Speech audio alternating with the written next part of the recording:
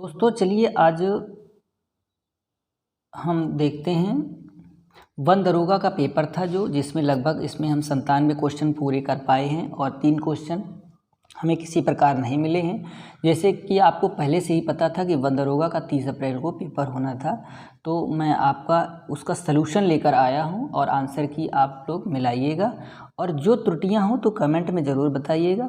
Authentic मैंने data पूरा प्रयास किया है कि कहीं ना कहीं सही डाटा बिल्कुल आप लोगों को प्रोवाइड करा सकूं और उसी के आधार पर और ये मैं सलूशन लेकर आया हूं।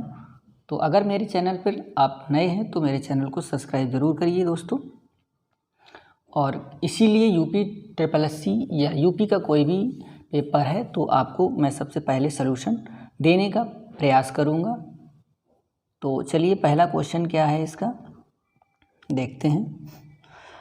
निम्नलिखित वन उत्पादों को उनके संबंधित पौधों के साथ सुमेलित कीजिए।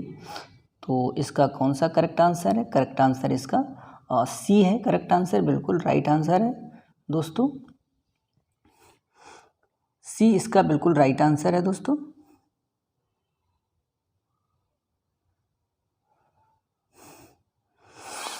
अब सक्रिय आग और इसमें क्या है तो इसका आंसर डी है बिल्कुल। उत्सर्जन ताप लगाने के लिए कौन सा उपग्रहों के लिए नहीं है। तो अब तीसरा चलते हैं। निम्नलिखित में से कौन सी आग सबसे तीव्र होती है? अक्सर इसे नियंत्रित करना सबसे कठिन होता है, तो कौन सी होती है दोस्तों? तो इसमें कौन सी होती है? क्राउन फायर, छत्र फायर जिसको कहते हैं, क्राउन फायर है। क्राउन फायर सबसे तीव्र आग होती है। अब क्वेश्चन नंबर 4 की ओर चलते हैं। क्या कह रहा है? यानी कि minor forest production used for the making. तो इसको देखते हैं सामुदायिक दावतों। तो बी आंसर इसका बिल्कुल करेक्ट आंसर है। बी का मतलब यानी कि माहुल के पत्ते, माहुल के पत्ते चौथे का बिल्कुल करेक्ट आंसर है। एमपी में जो पड़ता है, लगभग एमपी में इसके लिए बात कही गई है। तो 5वें नंबर पर चलते हैं। निम्नलिखित में कौन सा एकमात्र वन प्रमाणन संगठन जिसे विश्व स्तर पर मान्यता प्राप्त है? यानी which of the following is the India's only forest certification? तो कौन है? NCCFA करेक्ट आंसर है। यानी कि वन धन योजना न्यूनतम समर्थन मूल्य के माध्यम से लघु वन उपज MFP विपणन के तंत्र और MFP के मूल्य श्रृंखला के विकास का घटक है, जिसके द्वारा तो ट्राइफेड इसका करेक्ट आंसर है दोस्तों। कौन सा आंसर है? करेक्ट आंसर आपका ट्राइफेड है। चलिए आगे चलते हैं दोस्तों। ट्राइफेड तो इसका हो गया। अब क्वेश्चन नंबर 7वें की ओर। यानी कि लाख एक राल जैसा पदार्थ है जो द्वारा स्रावित होता है। किसके द्वारा? कीट द्वारा, इंसेक्ट्स के द्वारा स्रावित होता है। अब क्वेश्चन नंबर 8वें की ओर चलते हैं। निम्नलिखित में से कौन FSC प्रमाणन नहीं है? FSC प्रमाणन तो करेक्ट आंसर इसका डी है, यानी कि नियंत्रित लकड़ी, यानी कि कंट्रोल्ड वुड। 9 नंबर पे की ओर चलते हैं। भारत में मानव हाथी संघर्ष को कम करने के लिए उपयोग की जाने वाली विधियां चुने। तो कौन कौन सी हैं? डी आंसर करेक्ट आंसर है। 1, 2, 3 डी आंसर है करेक्ट। वन प्रमाणन तो इसके लिए बी करेक्ट आंसर है। फॉरेस्ट स्वेटशिप और काउंसिल वन प्रमाणन के समर्थन के लिए कार्यक्रम प्रमाणित निम्नलिखित में से किस स्थान पर स्थित है? तो कहाँ स्थित है दोस्तों? ये आपका करेक्ट आंसर जेनेवा होगा। Geneva is right answer. 11 number का जेनेवा हो गया। अब 12 नंबर चलते हैं। IUCN के अनुसार वन्य जीव को लेकर संघर्ष के कितने स्तर हैं? तो संघर्ष के कितने दोस्तों स्तर हैं? इसमें 3 स्तर हैं, मतलब 3 लेयर हैं दोस्तों इसके। अब 13 नंबर चलते हैं। वन विभाग के अधिकारियों एवं कर्मचारियों की शक्तियों एवं कर्तव्य के अनुसार वनपाल निम्नलिखित में से किसके आदेशों के अधीन कार्य करेगा? तो किसके आदेशों? CRFO के अधीन कार्य करेगा वनपाल। तो अब 14 नंबर की ओर चलते हैं। RFO हो गया इसका। अब 14 नंबर चलते हैं दोस्तों। क्या है? निम्नलिखित में से कौन सा मानव संघर्ष कम करता है, मानव हाथी संघर्ष कम करता है, यानी कि रिड्यूस वाइल्ड, यानी कि जंगली जीवन को संघर्ष को कम करता है। तो कौन करता है? डी नंबर, जानवरों को डराने के लिए स्ट्रोब रोशनी का प्रयोग करना, ये कम करता है। तो डी आंसर इज करेक्ट है। अब 15 नंबर क्वेश्चन है, जिम कॉर्बेट नेशनल पार्क में मानव वन्यजीव संघर्ष मुख्य रूप से मानव और के बीच रिपोर्ट किए गए हैं। मानव और किसके बीच रिपोर्ट किए गए हैं दोस्तों? ये in Jim Corbett national park human wildlife conflicts has been reprotected mainly किसके बीच में? मानव और। दोस्तों इसका करेक्ट आंसर मुझे अभी तक पूरा मिला नहीं, मेरे हिसाब से राइनो आप मान सकते हैं।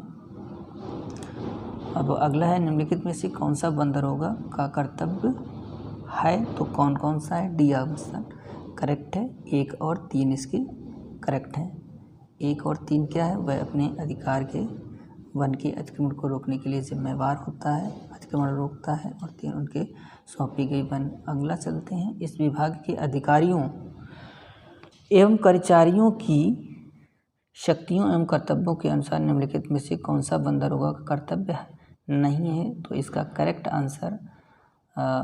आंसर सी होगा दोस्तों। बिल्कुल वायरलेस नेटवर्क के समुचित कर्तव्य के लिए नहीं ये होगा, तो सी इज करेक्ट आंसर है। अब आगे चलते हैं, क्वेश्चन नंबर 18, नमी के तनाव का सामना करने के लिए बीजों को दिए जाने वाला एक विशेष उपचार कहलाता है। कौन? बीज प्राइमिंग कहलाता है, यानी कि सीड प्राइमिंग जिसको कहते हैं। यानी कि जंगल में वन संरक्षक का कर्तव्य है कि वह जंगल की पर रक्षा करे, यानी कि बीट स्तर पर रक्षा करे, यानी कि बीट स्तर पर रक्षा करे। तो in the forest duty forest guard is, तो कौन सा? बीट स्तर पर वृक्षारोपण वनोरोपण के माध्यम से वनों के विकास के लिए सरकार द्वारा निम्नलिखित में से कौन सी योजना कार्यान्वित की गई है? तो दोस्तों कौन सी के इसका करेक्ट आंसर है? करेक्ट आंसर 1, 2 और ए आंसर करेक्ट बिल्कुल है। फर्स्ट और second, A answer is right answer है। आगे बढ़ते हैं,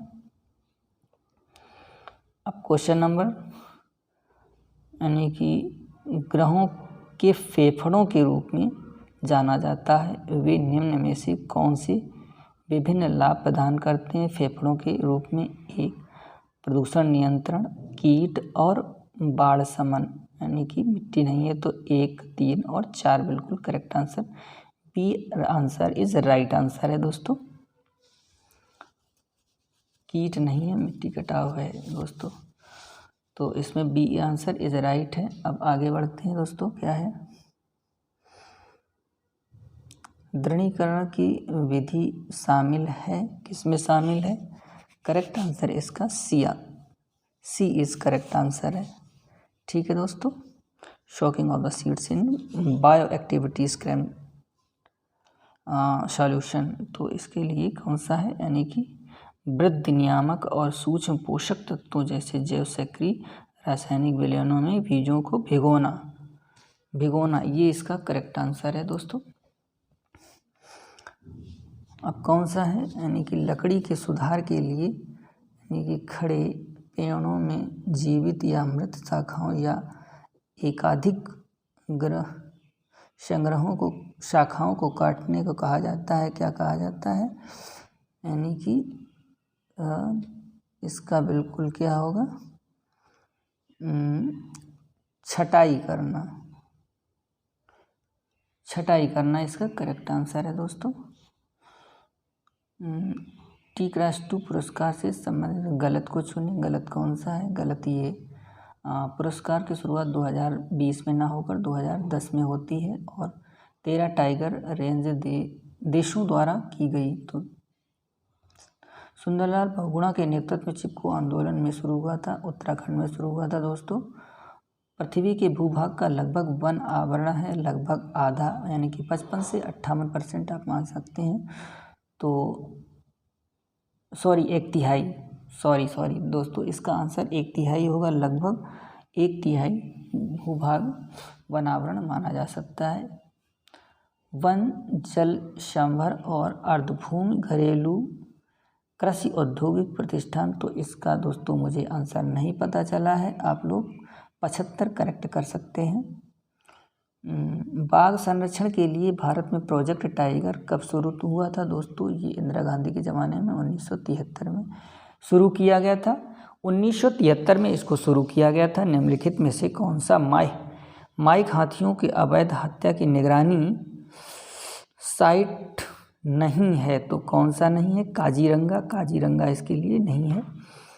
अब कौन चलता है? हिप्पो का पूर्ण रूप क्या है दोस्तों?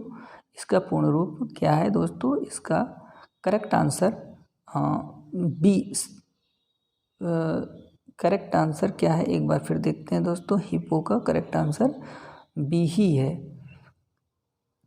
Habitat, destruction, invention, speed, pollutions and word, तो ये होगा करेक्ट आंसर सी। कौन सा संगठन रेड डाटा बुक जारी करता है? IUCN जारी करता है रेड डाटा बुक। दोस्तों कौन जारी करता है? IUCN। Red data book IUCN जारी करता है। निम्नलिखित में से किसने जौ और रागी के लिए न्यूनतम समर्थन मूल्य और निर्गम मूल्य की सिफारिश की थी? किसने की थी दोस्तों? तो ये खाद्य प्रसंस्करण उद्योग मंत्रालय ने की थी या फिर आर्थिक मामलों, तो इसका आंसर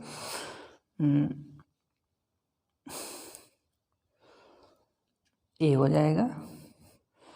विश्व बैंक के अनुसार वानिकी की मत्स्यिकी के लिए कितना है? 16.8% है इसका। 33 का करेक्ट आंसर, 33 का ही करेक्ट आंसर है दोस्तों। 34 नंबर की ओर चलते हैं।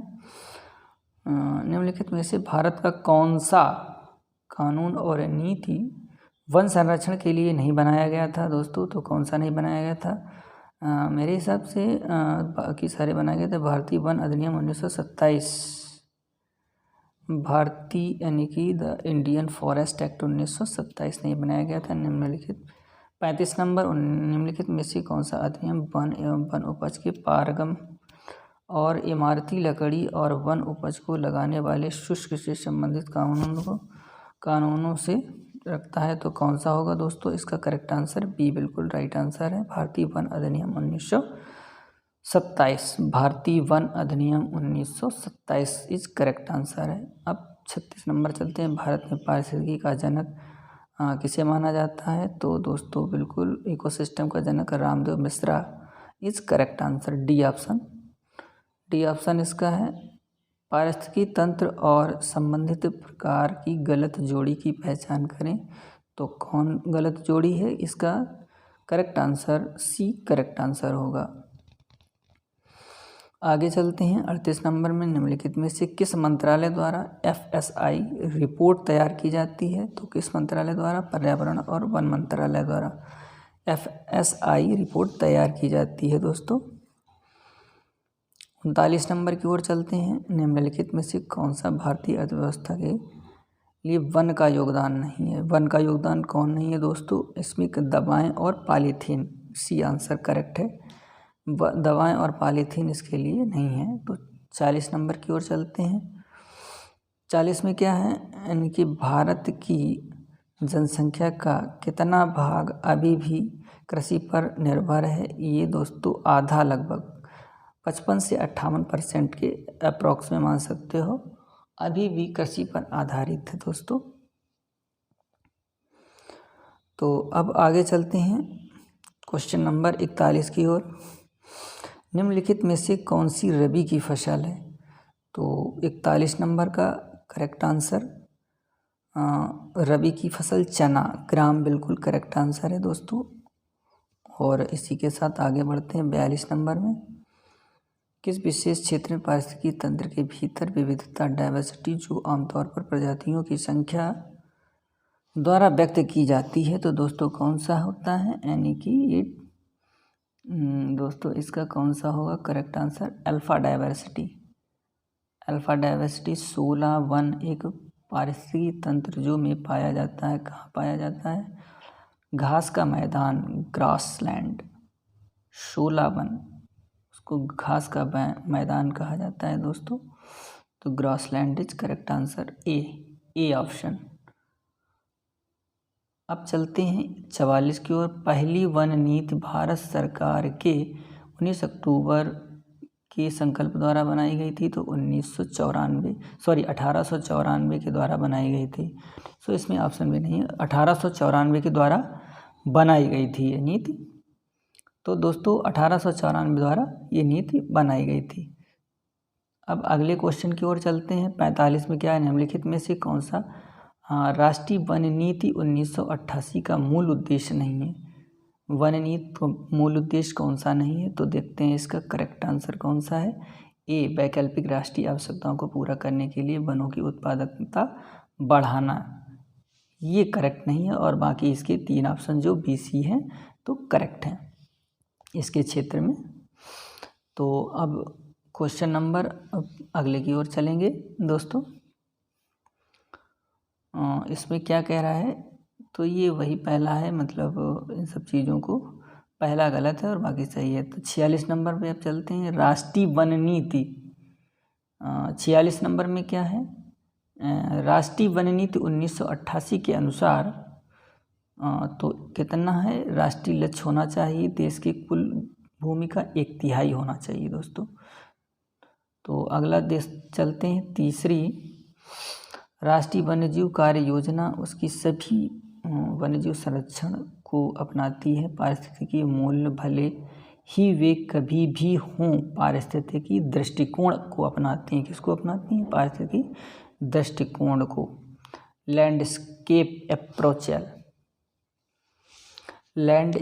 अप्रोच को अपनाती हैं दोस्तों।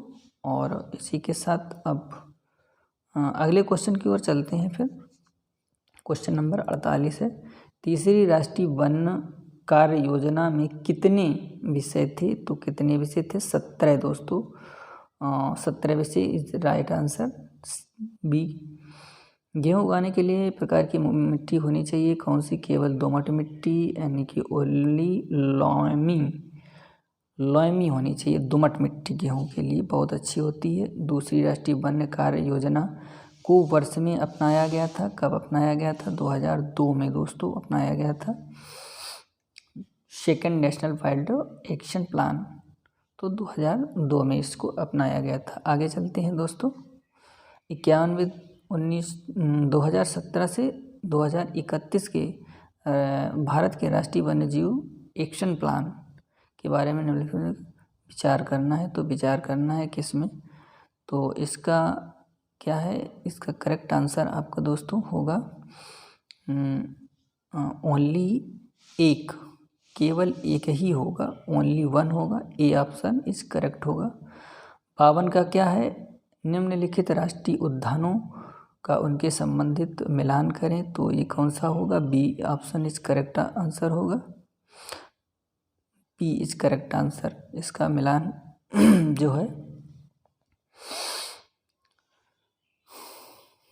केंद्रीय पर्यावरण वन जलवायु, तो इसका कौन सा, कुनो राष्ट्रीय पार्क होगा। और 54 नंबर का कौन सा होगा, दजगाम राष्ट्रीय पार्क उद्यान होगा। और इसी के बाद कुनो निम्नलिखित राष्ट्रीय पक्षी उद्यान है, तो ये कुनो हो गया और ये हो गया। अब 55 की ओर चलते हैं। क्या है, क्वेश्चन नंबर 55, निम्नलिखित में से कौन सा राष्ट्रीय उद्यान, एक मिनट दोस्तों, 55 की ओर अब चलते हैं। निम्नलिखित में कौन सा राष्ट्रीय उद्यान वन्यजीव संरक्षण संघाई, तो इसका करेक्ट आंसर सी होगा, केबुल लामजाओ राष्ट्रीय उद्यान इस करेक्ट आंसर होगा। अब चलते हैं 56 की ओर। प्रोजेक्ट टाइगर के तहत केंद्र सरकार के साथ पन्ना बायोस्फीयर रिजर्व निम्नलिखित कहाँ है, पन्ना बायो रिजर्व मध्य प्रदेश में है। ठीक है दोस्तों। 57 भारतीय वन अधिनियम 1927 के अनुसार किस प्रकार की अनुमति के बिना आरक्षित वन में निम्नलिखित में से किसकी अनुमति नहीं है, किसकी अनुमति नहीं है, नन ऑफ दीज, यानी कि इनमें किसी की अनुमति नहीं है, ना तो शिकार करने, ना तो चराई के लिए अनुमति है। यानी कि आरक्षित, यानी कि आरक्षित वन रिपोर्ट इसका 53 का ए नंबर इस करेक्ट आंसर हो गया। सॉरी 58 का कौन सा करेक्ट होगा दोस्तों, आइए देखते हैं। संवेदनशील क्षेत्र स्थित है कहाँ, छत्तीसगढ़ में स्थित है, 59 का हो गया। तो अब 60 में चलते हैं, 60 में क्या है दोस्तों, तो 60 का करेक्ट आंसर आपका होगा 60 का करेक्ट आंसर निम्नलिखित वह, तो इसका मिलान क्या करना था, तो सी इज करेक्ट आंसर है दोस्तों, आप लोग मिलान कर लीजिएगा।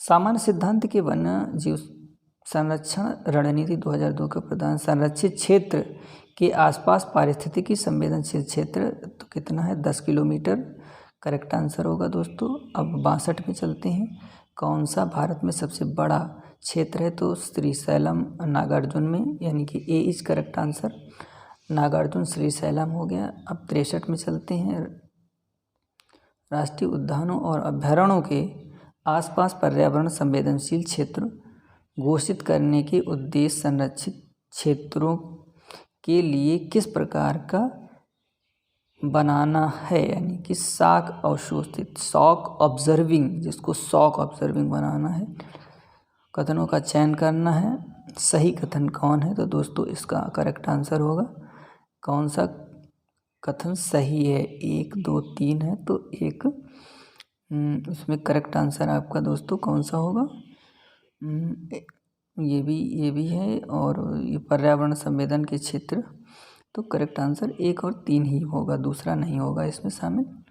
अब 65 में चलते हैं, निम्नलिखित टाइगर रिजर्व को उससे संबंधित स्थान को सुमेलित करना है, तो कौन सा है, सुमेलित करें, तो यानी कि कौन सा है दोस्तों, तो सी इज करेक्ट आंसर इसका है, आप लोग देख लीजिएगा। निम्नलिखित में से कौन सा हाथी आरक्षित क्षेत्र केरल में नहीं स्थित है, तो मयूरभंज नहीं स्थित है और सारे हैं, मयूरभंज केरल में नहीं है। 67 नंबर में क्या है, यानी कि अगस्त 2022 में किस विश्व हाथी दिवस में कहाँ मनाया गया था, यानी कि पेरियार केरल में, तो करेक्ट आंसर इसका 67 नंबर का डी इज करेक्ट आंसर होगा। आगे चलते हैं 68 में, निम्नलिखित में से कौन सी खाद्य श्रृंखला मृत जैविक पदार्थों से शुरू होती है, तो कौन सी खाद्य श्रृंखला मृत जैविक पदार्थों से, अपर्दन साध खाद्य श्रृंखला दोस्तों है, अपर्दन खाद्य श्रृंखला, सी इज करेक्ट आंसर है। प्रेरीज और स्टेपीज प्रकार के पारिस्थितिकी तंत्र हैं, क्या हैं दोस्तों, ये ग्रासलैंड यानी कि घास के मैदान, बी इज करेक्ट आंसर है। 70 का क्या है, इकोटोन शब्द का अर्थ क्या है, तो क्या है दोस्तों, इसका डी ऑप्शन है बिल्कुल करेक्ट, दो जैविक समुदायों के बीच संक्रमण का क्षेत्र होता है, यानी कि a zone of transition between two biosphere reserve. ठीक है दोस्तों, आगे चलते हैं, फिजिकल कम्युनिटीज़, निम्नलिखित में 71 का करेक्ट आंसर दोस्तों कौन सा होगा, आइए देखते हैं। 71 नंबर का करेक्ट आंसर है दोस्तों, विभिन्न जीवों की प्रतिस्पर्धा और सहयोग, तो सी इज करेक्ट आंसर है। नई प्रजातियों का परिचय, नई प्रजातियों का परिचय होगा। वन उपज को भारतीय वन अधिनियम 1992 की धारा के तहत परिभाषित करता है, तो 4 के अंतर्गत, यानी बी करेक्ट आंसर है। वन्य जीव संरक्षण अधिनियम 1972 की धारा 12 के अनुसार से किस उद्देश्य के मुख्य वन्यजीव गार्ड ऐसे परमिट निर्दिष्ट किए जाते हैं, जंगल जानवर शिकायत करने के लिए, निम्नलिखित में से, तो वैज्ञानिक के लिए, वैज्ञानिक और अनुसंधान के लिए वो परमिट किए जाते हैं। भारतीय वन अधिनियम 1927 की कौन सी धारा का वन बंदोबस्त अधिकारी की शक्तियों से है, तो धारा 8 बी करेक्ट आंसर है। भारतीय वन 27 में कौन सी वन धारा वन बंदोबस्त अधिकारी द्वारा बनाए जाने वाले हैं, तो 13 है, रिकॉर्ड से संबंधित, रिकॉर्ड किसमें 13 धारा में बनाए जाएंगे। अब सी कोप 17 के बारे में बात करते हैं। कोप 17 क्या कहलाता, अंतर्राष्ट्रीय शुष्कता प्रतिरोध संगठन शुरू हुआ था कहाँ से, तो ये दोस्तों कहाँ से, स्पेन से शुरू हुआ था। अब अगले चलते हैं, जलवायु परिवर्तन के संबंध में निम्नलिखित में से कौन कथन गलत है, तो कौन सा गलत है इसमें दोस्तों, चलते हैं 1 और 3, 1 और 3 इसकी गलत आंसर है। अब देखिए 78 में क्या है, सुमेलित कोप 27 सम्मेलन का आयोजन किया है किसने, मिस्र ने किया है। कोप 27 का आयोजन मिस्र ने किया है। 2030 तक जलवायु परिवर्तन पर संयुक्त राष्ट्र का अंतर सरकारी पैनल वार्मिंग को लगभग कितनी डिग्री तक घटाने तो काम करेगा दोस्तों। इसमें सी आंसर करेक्ट होगा, 1.5 degree Celsius. C correct answer है बिल्कुल। भारत की पहली कार्बन रजिस्ट्री का नाम क्या है दोस्तों, तो क्या है दोस्तों, CRI। कार्बन क्रेडिट के संबंध में VER का पूर्ण रूप क्या है, तो क्या है दोस्तों, वॉलंटरी एमिशन रिडक्शन। वॉलंटरी तो मतलब बी इस करेक्ट आंसर है इसका। 82 नंबर का हमें आंसर नहीं मिला है, लेकिन मेरे हिसाब से आप देखेंगे तो रोमियो होगा बिल्कुल। तो अब चलते हैं आंसर नंबर क्वेश्चन नंबर 83 की ओर, 83 नंबर। 83 क्या कह रहा है, कार्बन क्रेडिट के लिए एक स्वैच्छिक व्यापार प्रणाली, तो इसका क्या होगा आंसर, ऊर्जा संरक्षण। बी करेक्ट आंसर है दोस्तों। मापदंडों लोकसभा 2022 में निम्नलिखित अधिनियम में पेश किया था, तो किसमें, ऊर्जा संरक्षण अधिनियम, एनर्जी कंजर्वेशन एक्ट पास किया था 2022 में।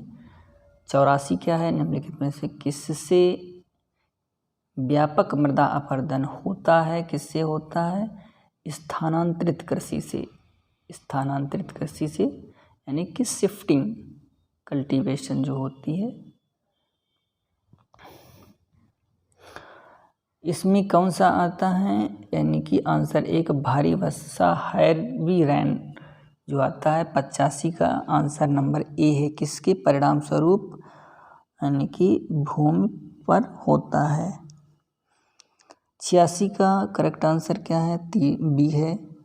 संयुक्त राष्ट्र के अनुसार कृषि वानिकी तंत्र मुख्य रूप से कितने प्रकार के होते हैं, तो 3 प्रकार के। B is right answer. 87 का दोस्तों करेक्ट आंसर कौन सा है, मृदा अपरदन को रोका जा सकता है किसके द्वारा, यानी कि वनीकरण के द्वारा, एफॉरेस्टेशन के द्वारा। 88 है, वनीकरण की प्रक्रिया के लिए आवश्यक है मिट्टी संरक्षण, यानी कि सॉइल कंजर्वेशन वनीकरण के लिए बहुत आवश्यक है। 89 का करेक्ट आंसर कौन सा है, मध्य प्रदेश भारत में खेती के लिए एक आदिम और झूमिंग को बेवर और दहिया कहा जाता है, किसमें कहा जाता है, मध्य प्रदेश में। भारतीय वन अधिनियम 1927 की किस धारा में वन बंदोबस्त अधिकारी की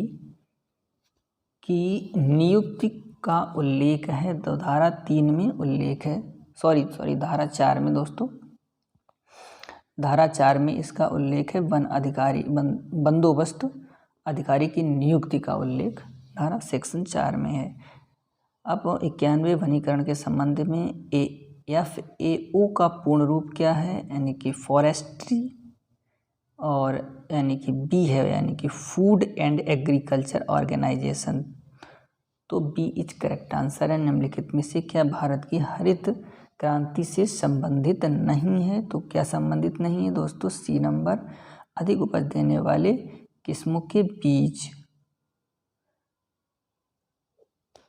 नहीं संबंधित है। अब आगे चलते हैं 93 में, निम्नलिखित में से कौन सा सरकारी मंच भूमि नामांकन भूमि अंतरण, तो कौन सा है दोस्तों, इसका करेक्ट आंसर अभिलेख का रखरखाव करता है, डी होगा। ई धारा अभिलेखों का रखरखाव करता है, ई धारा।